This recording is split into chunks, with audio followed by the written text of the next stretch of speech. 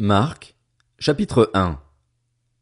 Voici le commencement de l'évangile de Jésus-Christ, Fils de Dieu, conformément à ce qui est écrit dans les prophètes. Voici, j'envoie mon messager devant toi pour te préparer le chemin. C'est la voix de celui qui crie dans le désert, préparez le chemin du Seigneur, rendez ses sentiers droits. Jean parut. Il baptisait dans le désert et prêchait le baptême de repentance pour le pardon des péchés. Toute la région de Judée et tous les habitants de Jérusalem se rendaient vers lui. Reconnaissant publiquement leurs péchés, ils se faisaient baptiser par lui dans l'eau du Jourdain. Jean portait un vêtement en poil de chameau et une ceinture de cuir autour de la taille. Il se nourrissait de sauterelles et de miel sauvage. Il proclamait « Après moi vient celui qui est plus puissant que moi, et je ne suis pas digne de me baisser pour détacher la courroie de ses sandales. Moi, je vous ai baptisé d'eau. Lui, il vous baptisera du Saint-Esprit. » À cette époque-là, Jésus vint de Nazareth en Galilée, et il fut baptisé par Jean dans le Jourdain. Au moment où il sortait de l'eau, il vit le ciel s'ouvrir et l'Esprit descendre sur lui comme une colombe, et une voix se fit entendre du ciel. « Tu es mon Fils bien-aimé, tu as toute mon approbation. » Aussitôt, l'Esprit poussa Jésus dans le désert où il passa 40 jours, tenté par Satan. Il était avec les bêtes sauvages et les anges le servaient. Après que Jean eut été arrêté, Jésus alla en Galilée.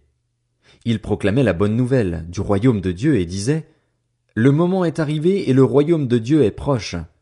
Changez d'attitude et croyez à la bonne nouvelle. » Comme il marchait le long du lac de Galilée, il vit Simon et André, frères de Simon, qui jetaient un filet dans le lac. C'étaient en effet des pêcheurs.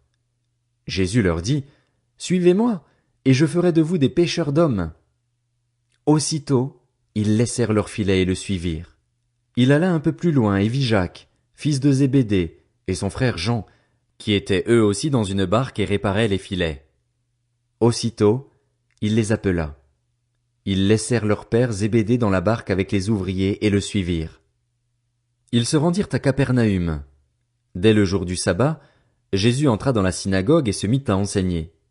On était frappé par son enseignement, car il enseignait avec autorité et non pas comme les spécialistes de la loi. Il y avait dans leur synagogue un homme qui avait un esprit impur. Il s'écria « Ah! Que nous veux-tu, Jésus de Nazareth? Es-tu venu pour nous perdre? Je sais qui tu es, le Saint de Dieu. » Jésus le menaça en disant « Tais-toi et sors de cet homme. » L'esprit impur sortit de cet homme en le secouant violemment et en poussant un grand cri. Tous furent si effrayés qu'ils se demandaient les uns aux autres « Qu'est-ce que ceci? Quel est ce nouvel enseignement? Il commande avec autorité même aux esprits impurs, et ils lui obéissent. » Et sa réputation gagna aussitôt toute la région de la Galilée. En sortant de la synagogue, ils se rendirent avec Jacques et Jean à la maison de Simon et d'André. La belle-mère de Simon était couchée avec de la fièvre. Aussitôt on parla d'elle à Jésus.